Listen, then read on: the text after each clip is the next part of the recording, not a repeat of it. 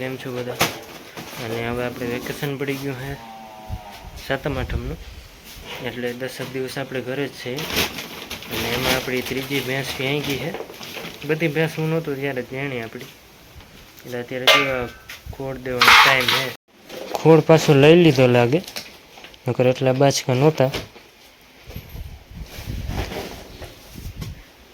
પહેલાં 3 ભેંસો ને 2 ગાયો, 5 ભરાય ને?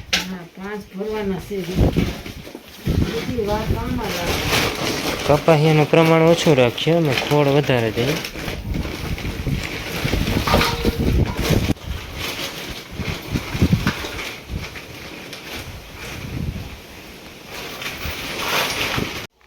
જો 2 ખોયા મેં લીધા છે, 3 મમ્મી લઈ ગયા.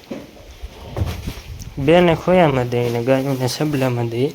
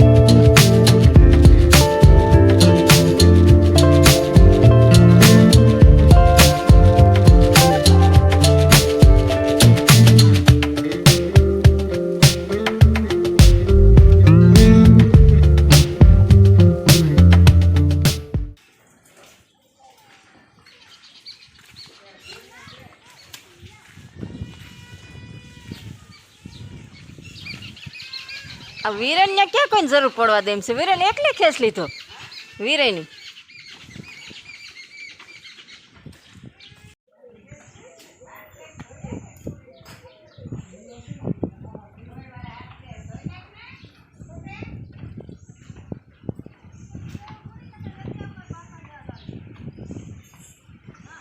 એ તો કાપ લીધું.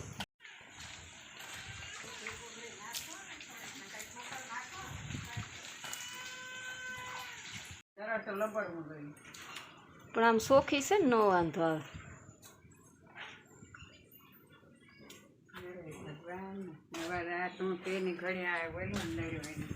હા, આ ખરવાનું ઓલું આવ્યું હતું ને બિસાડ્યું ને એટલી વેલી વે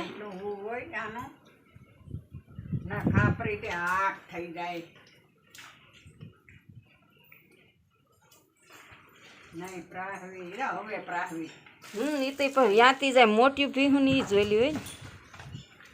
હા, લઈ લેવી ને ઉપેરાય. આને હેડો છે એમ તો.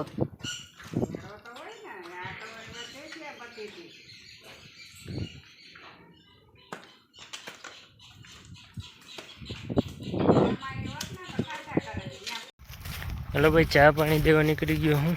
કાકા ટ્રેક્ટર રાખે છે વાડીએ. આમ તો રહે તો વાડીએ, પણ આપણું બીજું ખેતર છે ને એ બાજુ, એટલે હાલી નીકળવું પડે એમ છે. ગાડી આપણે હાલતી નથી. ચોમાસામાં ગાડીનું ભૂલી જવાનું આપણે. ટ્રેક્ટર કાઢવું હોય તો નીકળે. બાકી આ માંડવી આપણી કંઈ ઘટે નહીં. ઘર આપણું માર્યું ને આપણે જે જવાનું હોય ઓલી નારિયેળિયું દેખાય ને ત્યાં સુધી, એટલે આમ આડેધડ મારી અને આમ હેઠે હેઠે તો પછી છેટું પડી જાય.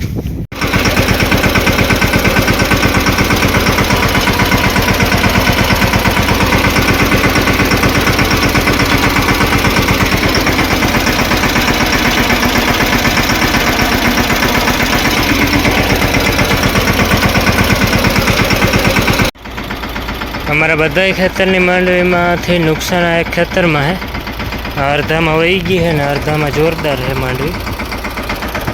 એટલે 3-4 વીઘાની છે ને 4-4.5 વીઘાની વહી ગઈ એવું છે.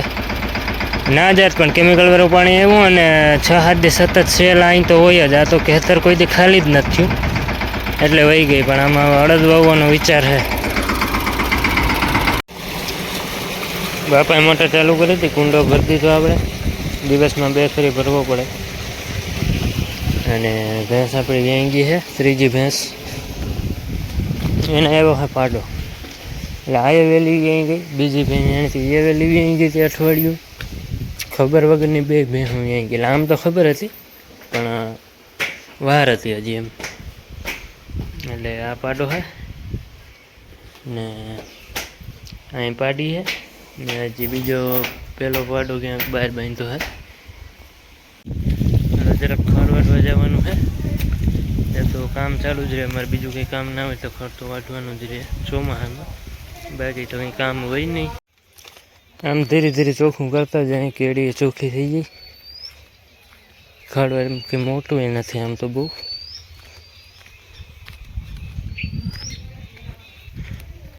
જો અત્યારે ખડ વાટવા જઈએ આપણે, છેટું ખેતર છે ને, અહીંયા ગાડીથી હારીએ. ખેતરમાં ગાડી આપવી પડે, ગાડીમાં હાલતી નથી. એટલે જો અવળી એક ભારી થાય તો માંડ પૂગે છે. એમાં ટ્રેક્ટરમાં બેટરી ઉતરી ગઈ અમારી, એટલે બીજા ટ્રેક્ટરની ગાડીને ચડાવી નથી, નકર તો ટ્રેક્ટરે હારીએ.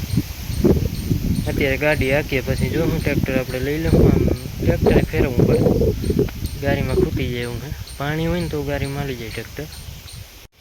જો અહીંથી આમ જવા દઈએ પડતરમાં, પછી માંડવીના પાટલામાં થઈને છેટ ઓલી નારિયેળીઓ દેખાય ને ત્યાં સુધી જવા દેવાની છે ગાડી આપણે. એટલે એક ભારી આવી, એટલે જબ્બર ખડ છે, ચીણકું નથી. હજી 5-6 ભારી આપણે આમ નામ હારવાની છે.